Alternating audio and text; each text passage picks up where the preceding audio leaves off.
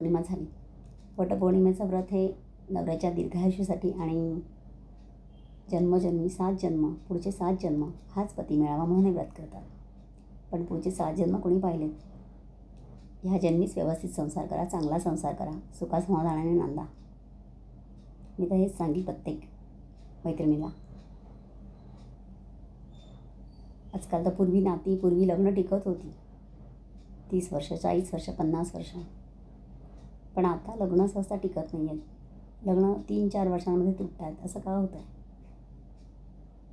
आणि love marriage करूनही लग्न टिकत नाही आहेत. मीन्स काही तर लव्ह मॅरेज असतं की त्यांचं लव्ह मॅरेज असतं. मीन्स आधी 3-4 वर्ष ते एकमेकांच्या बरोबर असतात. लग्न व्हावं म्हणून प्रयत्न करतात. आईवडिलांना लग्नासाठी तयार करतात दोघांच्याही, जर तयार नसतील तर, आणि लग्न करतात. पण तेच लग्न झाल्यानंतर कधी 1, 2, 3 वर्षामध्येच घटस्फोट होतो, नातं तुटतं. असं का होतं याचा विचार करा.